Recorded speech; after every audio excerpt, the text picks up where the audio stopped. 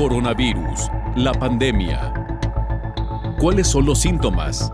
¿Cómo se transmite? ¿Qué puedo hacer para protegerme y prevenir la propagación de la enfermedad? Nuevo padecimiento que ha encendido las alarmas de los sistemas de salud.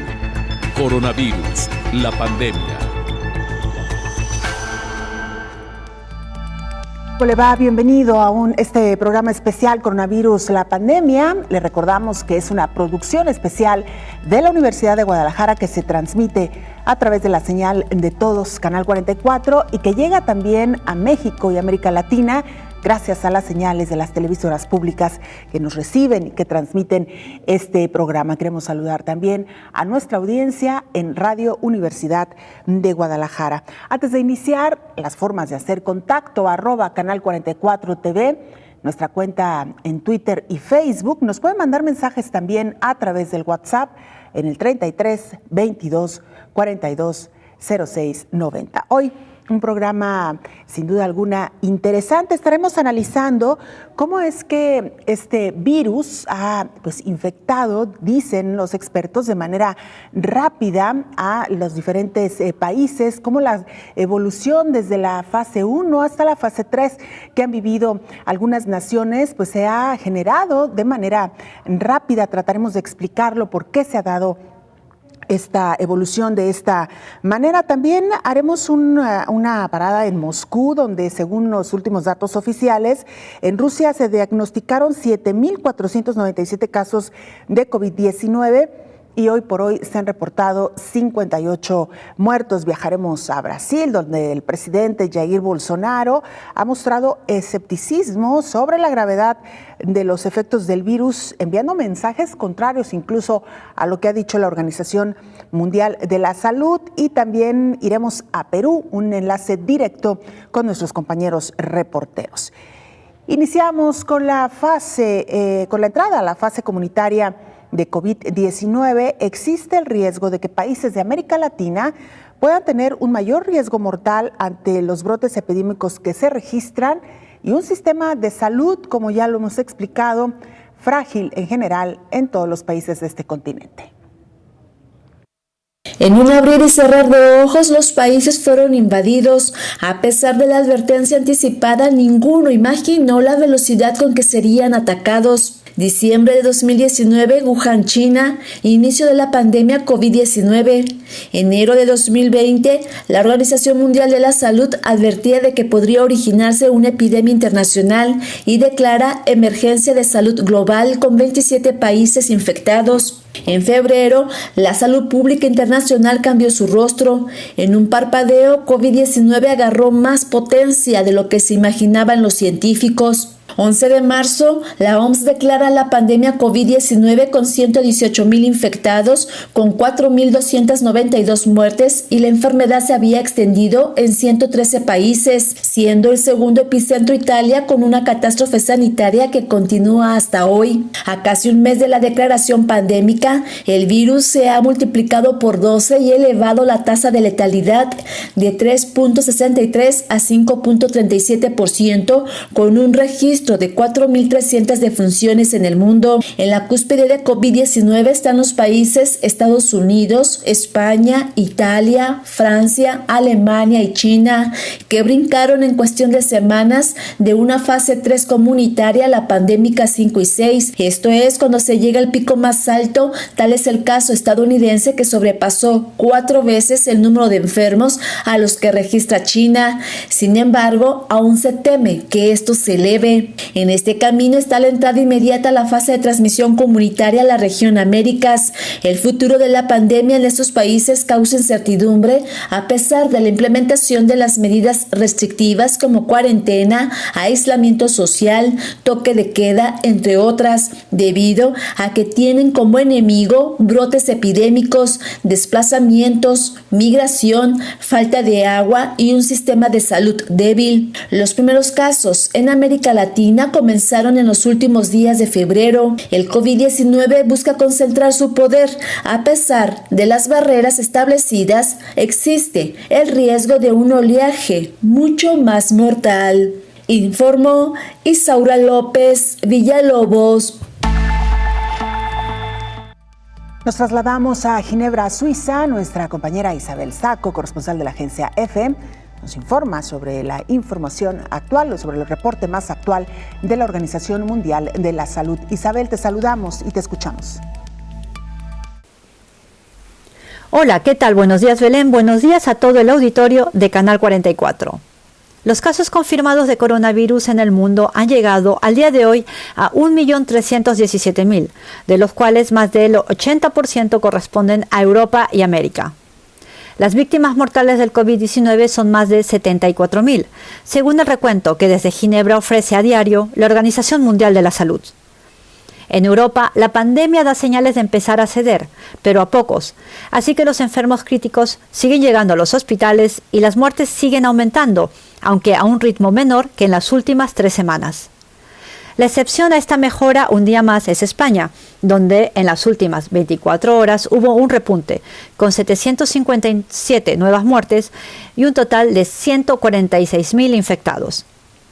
En Estados Unidos la pandemia se sigue expandiendo rápidamente, por lo que las autoridades reconocen ahora 396.000 casos, mientras que los fallecidos son cerca de 13.000, aunque con una particularidad preocupante, y es el alto porcentaje de afroamericanos entre las víctimas. Resulta que en varios estados las autoridades han indicado que hasta el 70% de muertos son afroamericanos, una comunidad que, recordemos, como la latina, tiene en general menos acceso a los servicios básicos y es más vulnerable. Con los más de 3.200 fallecidos registrados en Nueva York, este estado ha superado el número de víctimas fatales que dejaron los atentados del 11 de septiembre de 2011. Mientras la OMS advierte de esta aceleración de la pandemia en Estados Unidos, el presidente Donald Trump ha optado por amenazar a esta organización de congelar los fondos que le destina porque considera que está sesgada a favor de China, el gran rival económico y comercial de su país en la escena mundial. Trump acusa a la OMS de no haber alertado a tiempo sobre el coronavirus, olvidando que fue él mismo quien le restó importancia, afirmando que se trataba de una especie de gripe y que Estados Unidos no era un país hecho para cerrarse al mundo por un virus. Un experto que lideró las misiones que la OMS despachó primero a China y más recientemente a España, replicó y dijo que el gobierno chino colaboró desde que el virus apareció en Wuhan, y que la apertura que mostró permitió que los científicos de Occidente pudieran acceder a la información necesaria para empezar a entender un virus totalmente desconocido. Por otra parte, la Organización Mundial de la Salud también está preocupada por el aumento de casos en África, donde los casos han aumentado hasta 10.000 y hay 500 muertos. Allí la situación es muy alarmante, porque los sistemas de salud son extremadamente débiles y un brote grave de coronavirus podría tener efectos inimaginables. Al principio, el virus tardó en llegar a África, pero los contagios han aumentado exponencialmente en las últimas semanas a través de personas enfermas que llegaron desde Asia, Europa y Estados Unidos. El primer caso se registró el 14 de febrero en Egipto y desde entonces 52 países han reportado casos en este continente. Reportó desde Ginebra Isabel Saco para el programa Coronavirus, la pandemia. Muchas gracias, como siempre, a nuestra compañera Isabel Saco. Me da mucho gusto recibir en este espacio, en esta mesa de trabajo, al infectólogo, el doctor Héctor Raúl Pérez Gómez. Doctor, como siempre, un gusto compartir con usted. El gusto es para mí, Belén, siempre. Doctor, le hemos dicho a nuestra audiencia al inicio de este programa que hoy hablaremos sobre la llamada fase 3 o los contagios comunitarios. Claro. Me parece que sería importante primero, doctor, explicarle a la audiencia qué se entiende por esta fase comunitaria y si realmente empieza en la tercera fase o ya desde la segunda podemos empezar a verla. Desde la segunda fase ocurre la transmisión comunitaria. Y la transmisión comunitaria la entendemos como aquella en la que los casos a partir de los cuales ocurren otros no son precisamente ya casos importados, sino casos que se infectaron en la propia localidad, en el propio país, en la propia región. Entonces, desde la fase 2 se da esa transmisión comunitaria. En la fase 3, la transmisión comunitaria es a mayor escala. se dice que en la fase 3, por ejemplo, es tal la escala de transmisión que los brotes que ocurren en diversas regiones confluyen para entonces tener ese crecimiento exponencial del que hemos venido hablando y que puede rebasar la capacidad de atención de un sistema de salud, lo puede colapsar. Las fases 3 son aquellas además en las que frecuentemente la autoridad sanitaria y la autoridad gubernamental dictan medidas mucho más extremas, medidas de aislamiento social, pero con vigilancia para su cumplimiento y frecuentemente los gobiernos establecen sanciones ante el incumplimiento de este tipo de medidas. La fase 3, de alguna manera, incluso pone en riesgo la seguridad de un país. De hecho, la seguridad nacional se puede ver mucho más afectada por enfermedades que incluso por cuestiones militares y por cuestiones de violencia. Entonces, en la fase 3 pueden ocurrir todos esos fenómenos, porque ahí ya no es contener la epidemia, en este caso la pandemia. En las fases 3 decimos que son prácticamente medidas de mitigación las que se deben implementar. Y frecuentemente en esas fase 3, pues se tiene que echar mano incluso de recursos con los que no cuentas de manera habitual para implementar espacios de atención, por ejemplo. Y bueno, la ayuda internacional frecuentemente es solicitada o viene la ayuda internacional, ya sea por la Organización de las Naciones Unidas, por la Organización Mundial de la Salud, por organizaciones de la sociedad civil, los voluntariados internacionales, etcétera. Todos esos fenómenos frecuentemente son los que ocurren en la fase 2. Ahora, doctor, hemos hablado ayer... Perdón, en la fase 3. En la fase 3, y para quienes no nos sintonizaron el día de ayer, hablábamos de esta infraestructura de salud con la que cuenta cada uno de los países. Hemos visto cómo esta fase 3 ya está pues, en su máxima expresión, particularmente en Europa, después de haber pasado por Asia, tiende ya a disminuir. ¿Qué va a pasar con los países de América Latina cuando entren a la fase 3? Doctor, con esta pregunta y con esta explicación, claro, regresamos después de la pausa. Hacemos una pausa, volvemos con mucho más.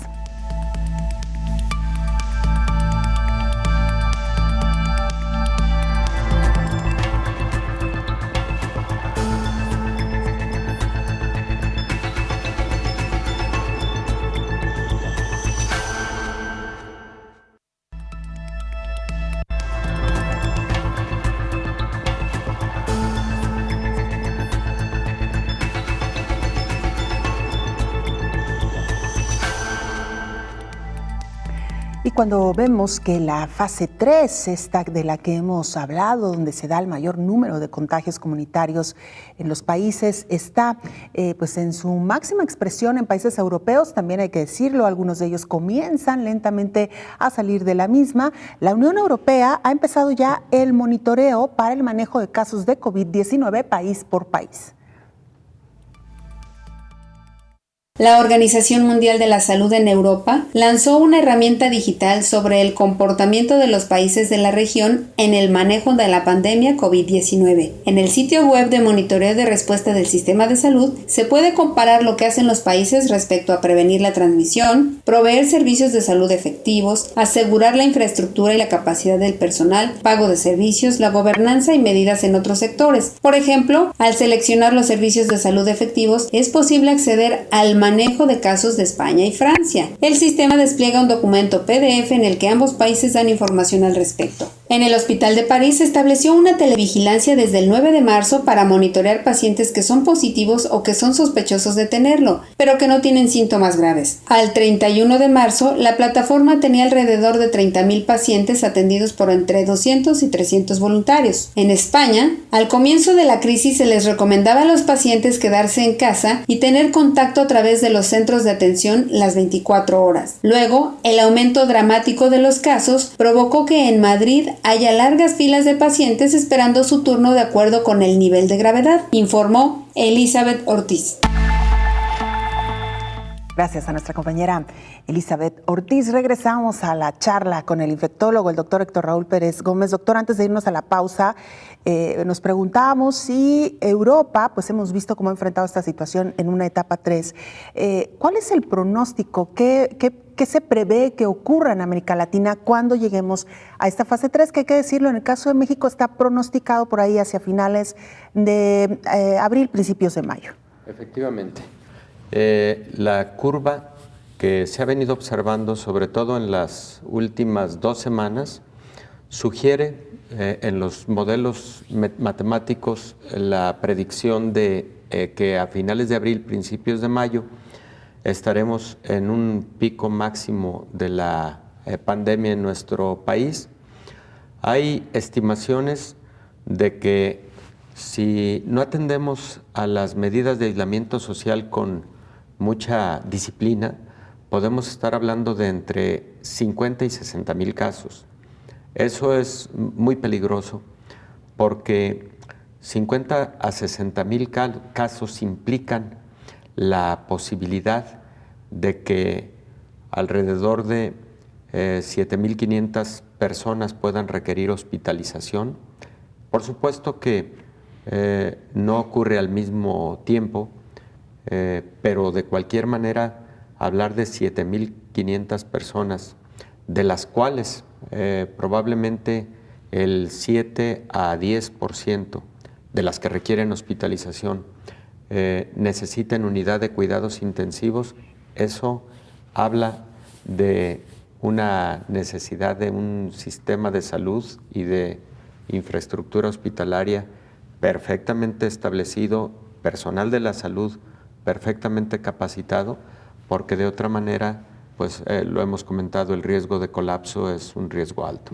Doctor, los diferentes países han reaccionado también de manera distinta, sí, particularmente los presidentes de cada una de las naciones, y nos da pie esto que usted comenta, doctor, para trasladarnos precisamente a Brasil, claro, donde el presidente Jair Bolsonaro pues ha ido, digamos, un poco contrario hasta ahora lo que ha dictado y lo que ha dicho la Organización Mundial de la Salud. Nuestra compañera Flavia Peixoto Cardoso, corresponsal en Brasil, pues nos cuenta de primera mano cómo ha respondido este país frente a la pandemia. Flavia, te saludamos y te escuchamos. Hola Belén, un gusto saludarte. Un saludo a todo el auditorio del Canal 44. Brasil ya tiene más de 14,000 casos confirmados de coronavirus y alrededor de 700 muertes. 20 ciudades concentran 73% de los casos. La situación es peor en São Paulo, seguida de Río de Janeiro, Fortaleza y Brasilia, la capital federal donde yo vivo. Manaus, la capital del estado de Amazonas, es la quinta ciudad con número más grande de afectados por la enfermedad. Esto preocupa por el tema de la población indígena que vive en la región amazónica. El coronavirus no puede llegar a estos pueblos porque es un punto de dificultad de la salud pública de Brasil, pues viven en locales donde muchas veces es necesario viajar 5 o más días en barco. Otra situación que preocupa en Brasil son las favelas de las grandes ciudades. Son hogares que tienen muchas personas viviendo en espacio chiquito, donde es casi imposible hacer un aislamiento. Además, en muchas favelas hay concentración de la gente en las calles. Hay denuncias de que los bares siguen llenos y ocurren partidos de fútbol con frecuencia. Más de la mitad del país está en cuarentena y esto, claro, afecta fuertemente la economía. Algunas medidas han sido anunciadas.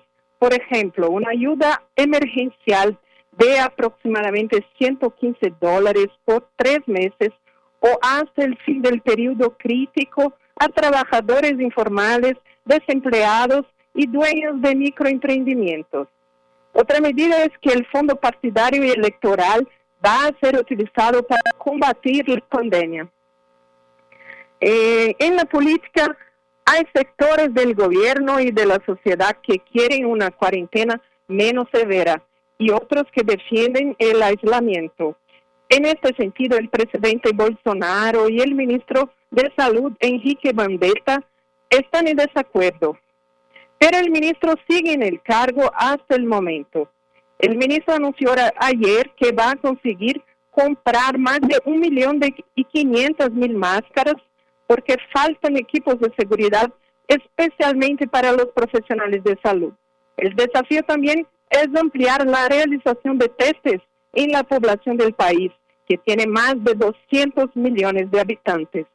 Este es mi reporte desde Brasil para Coronavirus, la pandemia.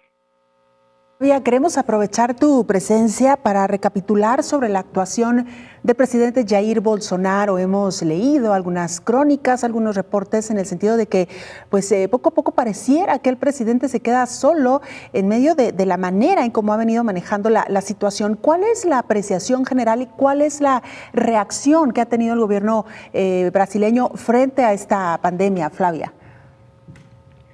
La reacción del gobierno brasileño en el comienzo no acreditó en la pandemia, pero después empezó a dudar de la ciencia, de la gravedad de la situación. Pero el Ministerio de Salud fue más por el camino de la ciencia.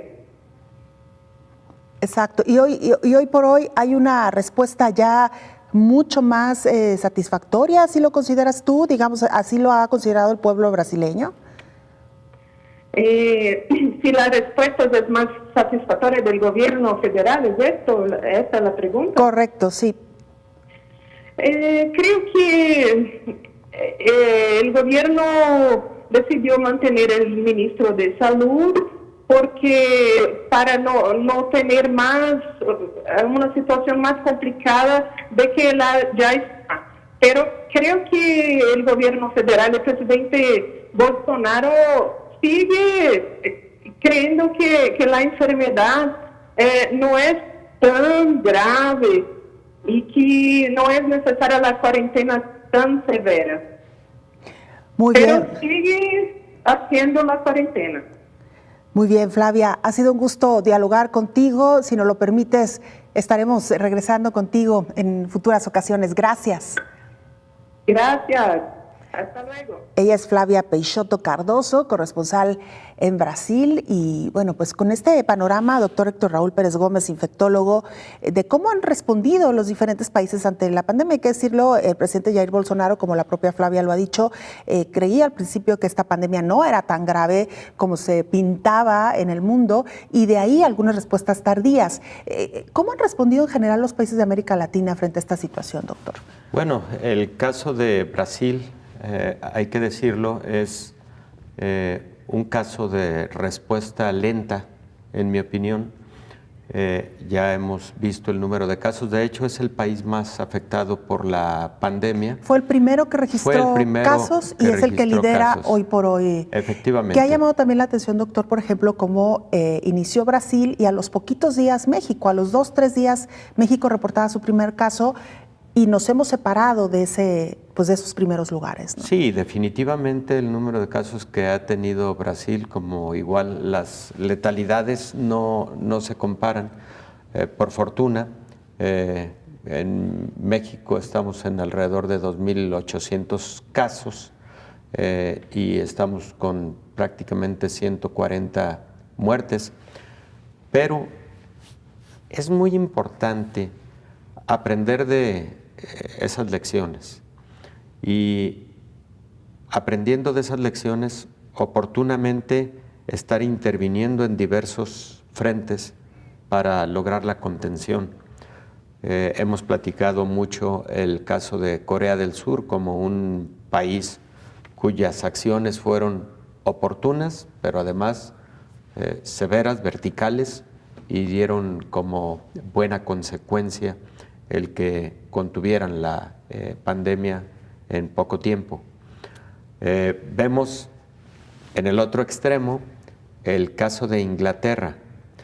En el caso de Inglaterra, ellos consideraron que se trataba de una enfermedad habitualmente leve y que por lo tanto bien podría la población menos susceptible exponerse para tener una inmunidad de rebaño, así se conoce, es decir, formar anticuerpos contra la enfermedad y proteger predominantemente a la población altamente susceptible, de la que ya hemos hablado en múltiples ocasiones, adultos mayores y personas con enfermedades preexistentes, ¿no? Inglaterra corrigió porque se le estaba saliendo de las manos el asunto. Su primer ministro está en terapia intensiva. Su primer ministro está en terapia intensiva. Efectivamente, hay un segundo dirigente al mando.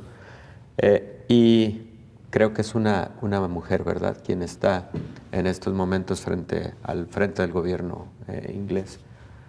Y por otro lado, tenemos países que han estado como en esa parte intermedia, pero que han tenido una evolución muy larga de la pandemia, y algunos que, a pesar de haber implementado medidas en diferentes momentos, medidas sobre todo de aislamiento social, pues están sufriendo el embate de la enfermedad con mucha intensidad, como sigue siendo España, y parece que ahora España un poco más que Italia, por el número de casos nuevos día a día y el número de fatalidades día a día. 700 fatalidades al día es una cantidad exorbitante. Claro. Doctor, vamos a ir a la pausa, pero regresando, me gustaría que nos hiciera un recuento de cómo están las fases en América Latina, sí, cuál es el pronóstico para cada uno de los países, cómo se irá presentando esta fase y también si hay o no una cuarta fase, ya nos lo dirá al regreso. Una cuarta y una quinta fase, si te parece. Claro que sí, claro. Con esto volvemos entonces, doctor. Hacemos una pausa, regresamos con mucho más.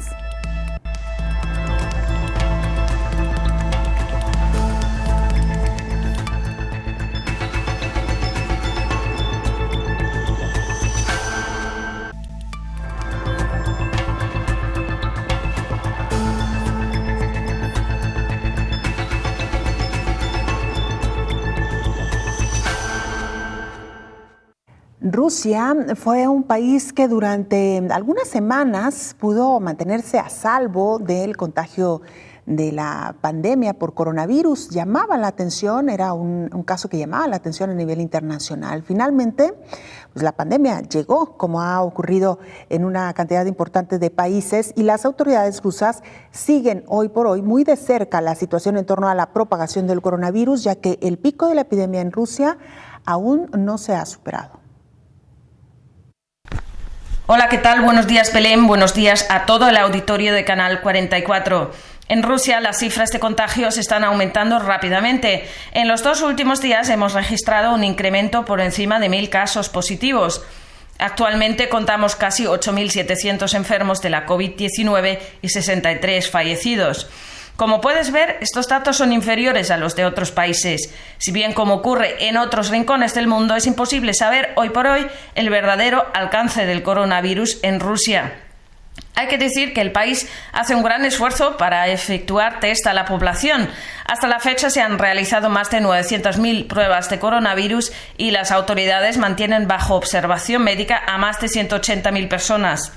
Rusia tomó además muy pronto medidas para tratar de frenar la propagación del coronavirus y proteger a sus 146 millones de habitantes, como fue el cierre a finales de enero de la frontera con China y la imposición de cuarentenas obligatorias en Moscú para los viajeros que venían principalmente de Europa. Como sabrás, Belén, el presidente ruso Vladimir Putin ha decretado vacaciones obligatorias pagadas por los empleadores para todos los rusos hasta el 30 de abril.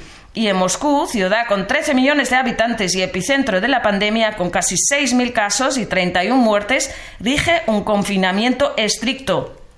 Eso sí, se prevé que las cifras de infectados aumentarán aún en los próximos días. El presidente ruso ha advertido ya que no se ha alcanzado todavía el pico de contagios en el país. Reportó desde Moscú para el programa Coronavirus, la pandemia, Celine Aimiseger. Muchas gracias a nuestra compañera Celine. Ella es corresponsal de la agencia EFE en Rusia. Un caso que vale la pena, por supuesto, seguir lo que ha hecho Rusia de cara a esta pandemia. Hay 5 países en la región de las Américas con más muertes por COVID-19. Aquí le decimos cuáles son. Estados Unidos, Brasil, Canadá, Ecuador y México son los países que encabezan el número de muertes en la región de las Américas por COVID-19, de acuerdo con la Organización Panamericana de la Salud. ¿Pero qué tanto han cumplido con la sana distancia? Google hizo un ejercicio de monitoreo de celulares para tener una idea de qué tanto ha bajado la movilidad en los países del 16 de febrero al 29 de marzo. De los 5, según Google, México es el que menos bajó en movilidad. La Unión Americana, que al 6 de abril reportó 9.559 muertes, según Google bajó el tránsito 51% y 38% la conexión al celular desde el trabajo. Brasil se ubicó como el segundo país en número de muertes en las Américas con 486. Según Google, los brasileros bajaron el traslado en 62% en transporte y 34% al trabajo. En tercer lugar está Canadá con 293 muertes por el virus. En ese país la movilidad en transporte bajó 66% y 44% al empleo. En la cuarta posición de muertes está Ecuador con 191 decesos. Su tránsito bajó hasta 80% y el traslado al trabajo disminuyó 61% en el país que decretó un toque de queda. México está en quinto lugar en fallecimientos por COVID-19 con 94 decesos. En el periodo que Google analizó la movilidad, tuvo una disminución de 47% en el tránsito y solo 20% hacia las empresas, informó Elizabeth Ortiz.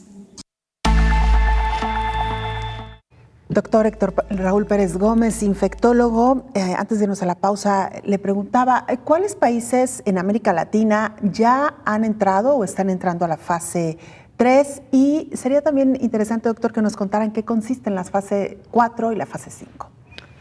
Si te parece, empiezo por esta segunda pregunta.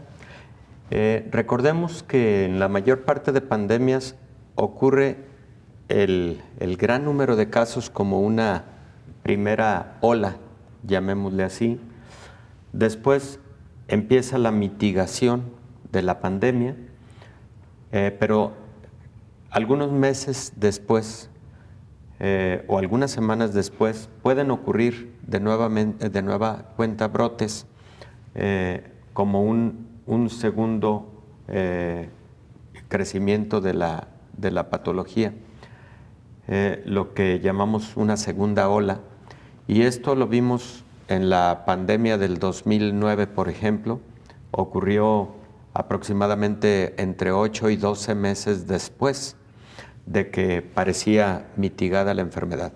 Por supuesto, la segunda ola o la tercera que pueden llegar a ocurrir nunca son de las dimensiones de la primera de ellas y tampoco son de la intensidad en que se presenta la primera curva de la enfermedad. En este caso, el motivo es que muchos pacientes que no tuvieron exposición al patógeno durante el primer gran pico de la enfermedad y que no tienen, por lo tanto, inmunidad, pueden infectarse, pero ya es un número mucho más reducido de la población. Y asimismo ocurre después con un tercer rebrote, y cuando esto lo graficamos, entonces lo vemos como el primer gran pico de la enfermedad y después algunas reminiscencias con mucha menor intensidad. Eso es lo que conocemos como la cuarta etapa de una pandemia.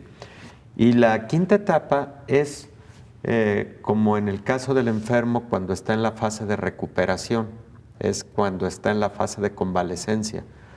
La enfermedad definitivamente va ya a la baja con muy pocos números de casos nuevos, y de hecho es durante esa famosa quinta etapa de la enfermedad o quinta etapa de una pandemia cuando el análisis que hace la Organización Mundial de la Salud y otras agencias internacionales terminan por dictar el cese oficial de una pandemia.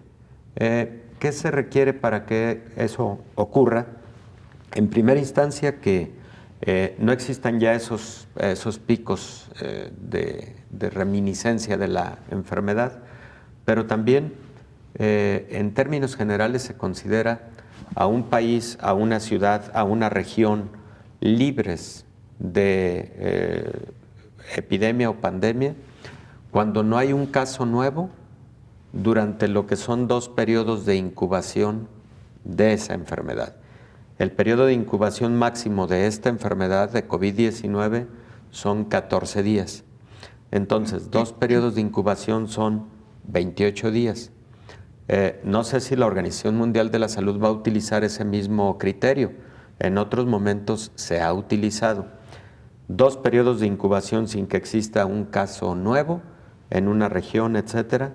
Eso puede ser motivo para que se dicte el cese de la pandemia en una región. Que lo veríamos, por ejemplo, en China, donde ya han comenzado a tener días sin contagios, pero esto se tiene que permanecer así prácticamente durante un mes aproximadamente, si tomamos así es. El periodo de incubación, el doble periodo de incubación. Doctor. Sí, aunque te voy a decir que la Organización Mundial de la Salud habitualmente no dicta el cese,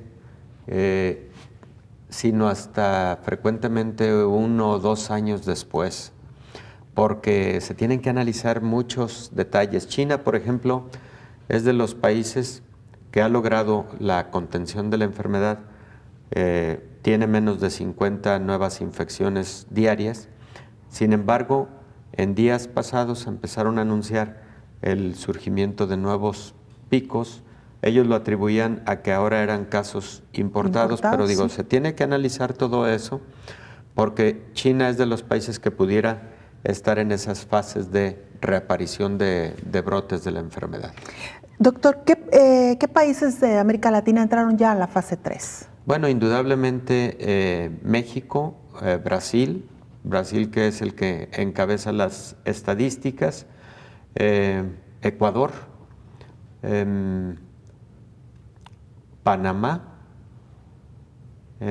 Perú y Argentina. ¿Ninguno de ellos ha alcanzado todavía Chile, también Chile. ¿Su tope máximo hasta ahora?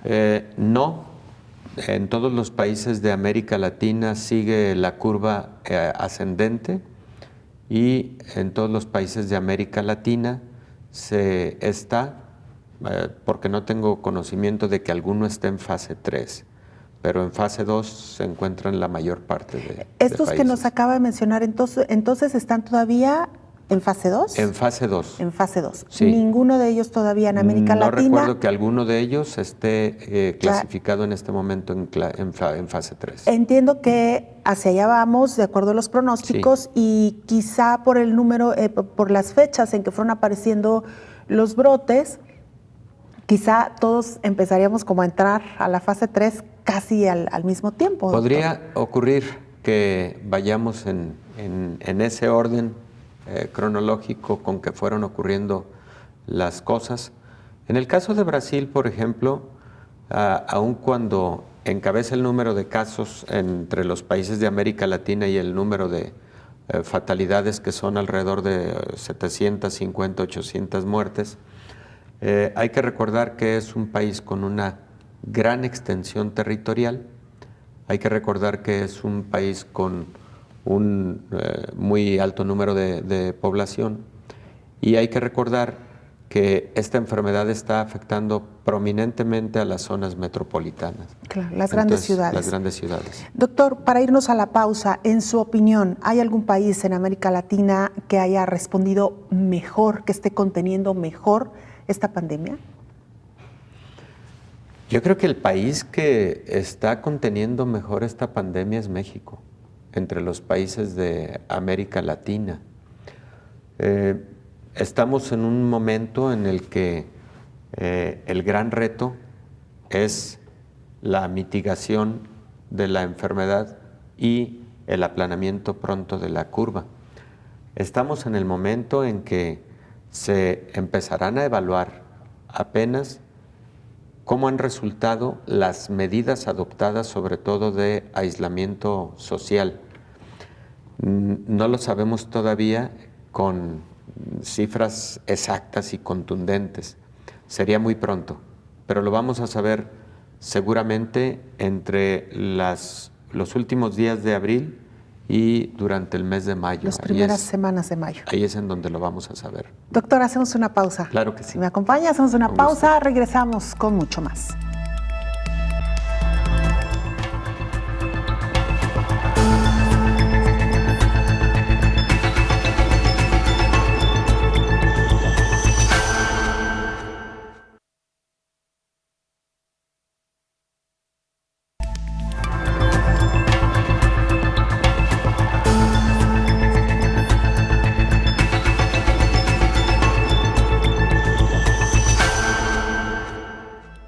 Regresamos a nuestra charla con el doctor Héctor Raúl Pérez Gómez, infectólogo. Doctor, hemos hablado de las diferentes fases de esta pandemia, qué países están cursando la fase 3, cuáles estarán en próximas fechas ingresando a ella, cuál es la fase 4, la 5.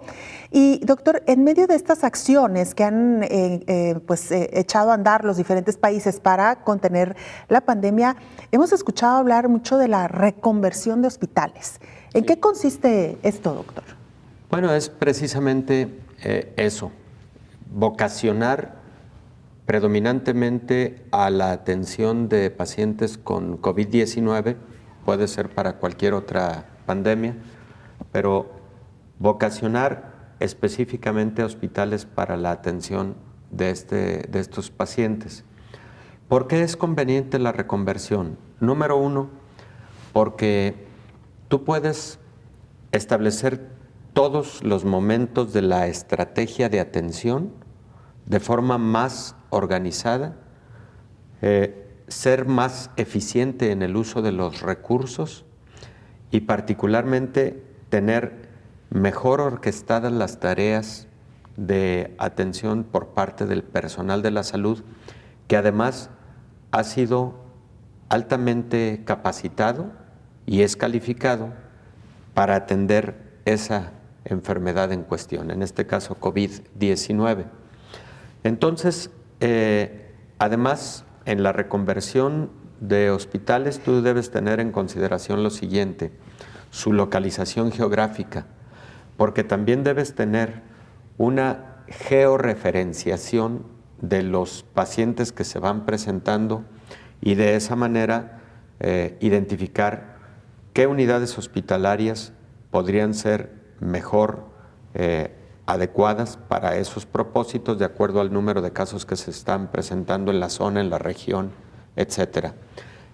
Número dos, la reconversión de hospitales también es pertinente porque tú evitas que pacientes de otras patologías generales que habitualmente se atienden en las instituciones tengan riesgo de contacto con pacientes, en este caso con COVID-19, o con el personal de la salud que eventualmente se puede infectar a partir de pacientes con COVID-19.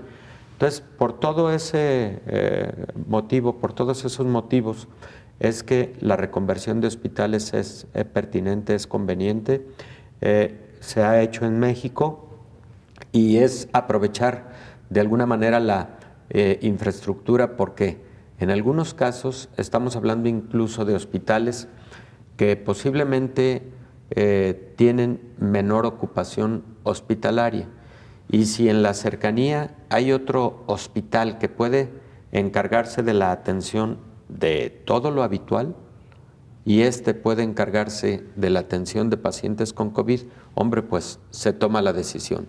Digamos, es toda una estrategia para la reconversión, pero esos son los aspectos que se toman en cuenta. ¿Y esta estrategia se empieza a preparar cuando un país empieza ya, cuando está ya en la fase 2, preparándose para la fase 3? Habitualmente en la fase 2, efectivamente, cuando se advierte que pronto puede haber saturación de las camas de hospital y de las unidades de cuidados intensivos. Eso es lo habitual.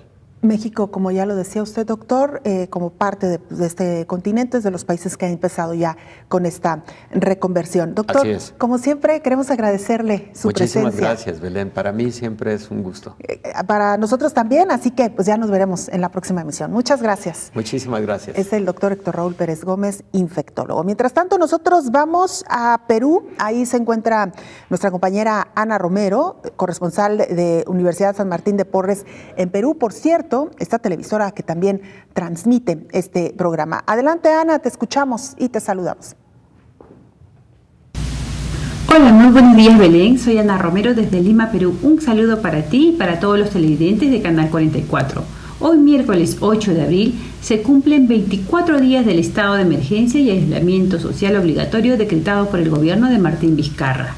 La situación en nuestro país es la siguiente: 2.954 contagiados, 107 fallecidos. El gobierno decretó inmovilización social obligatoria total para este jueves 9 y viernes 10 de abril, con la finalidad de evitar la propagación del coronavirus en nuestro país, y decidirá el día de mañana si se amplía o no la cuarentena.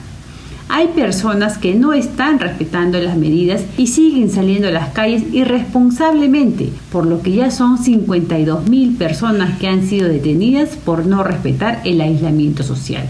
Por otro lado, 24.000 peruanos se encuentran aún varados en el extranjero esperando retornar, y se han repatriado a la fecha 6.600 peruanos.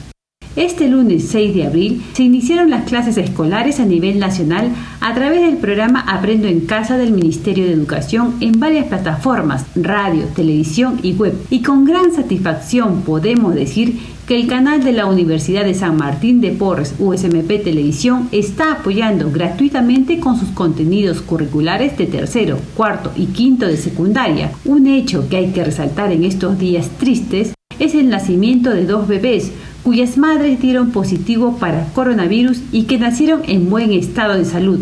La verdad, noticias como estas nos llenan de esperanza en estos momentos difíciles y tan duros por los que atraviesa el mundo. Desde Lima, Perú, informó para ustedes Ana Romero. Muchas gracias, Ana. Como siempre, un gusto tener contacto con nuestros hermanos en Perú, a quienes les enviamos un saludo. Ellos nos siguen a través de la televisora de la Universidad San Martín de Porres. Antes de despedirnos, más bien ya para despedirnos, queremos dejarle con esta pieza informativa. El especialista en plataformas digitales, Carlos Scolari, nos platica del papel de los medios de comunicación durante la pandemia de coronavirus y las medidas claves que varios países han implementado para frenar la propagación del COVID. Con Carlos Scolari los dejamos y nos vemos y nos escuchamos hasta la próxima.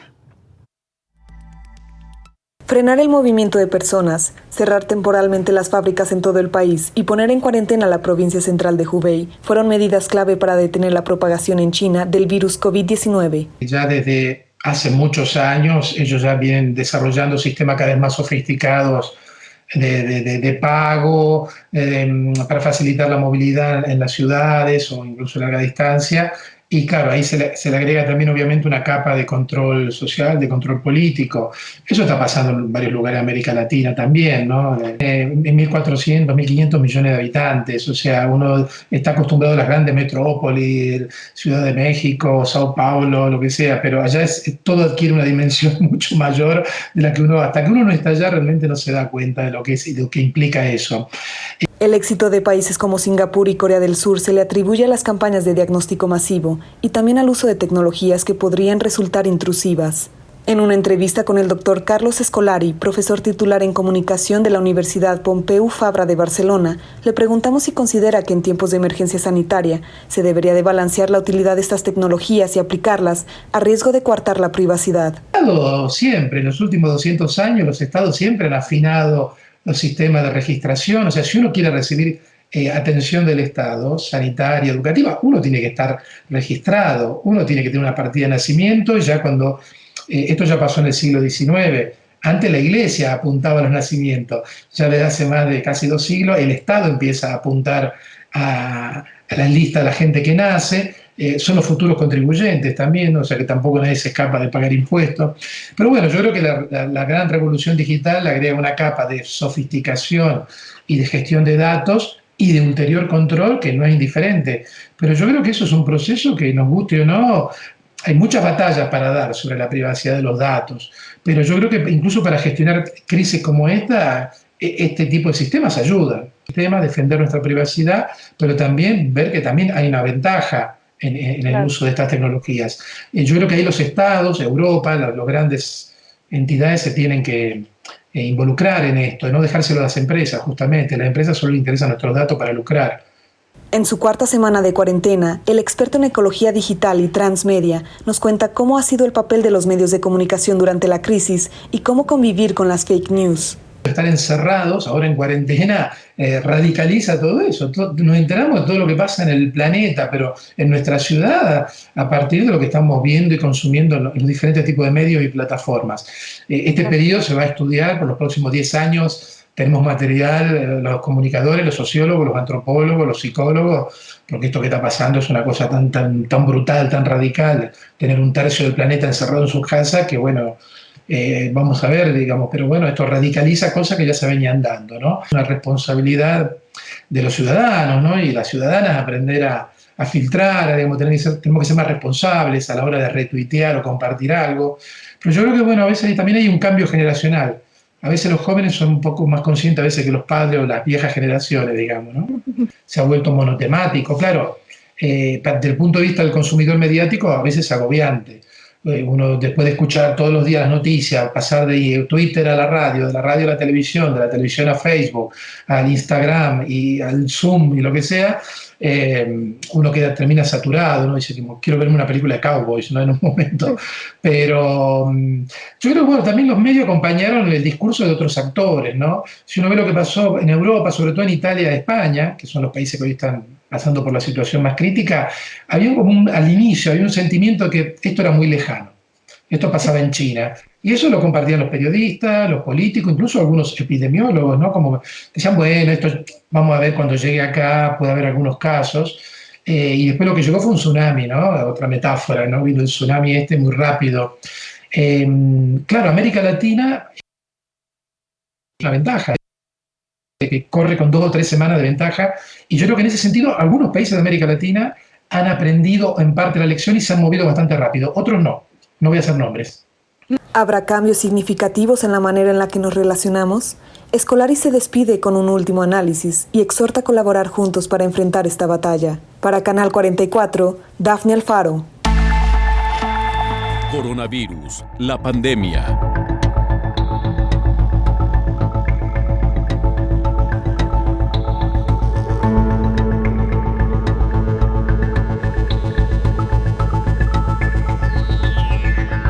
Coronavirus, la pandemia.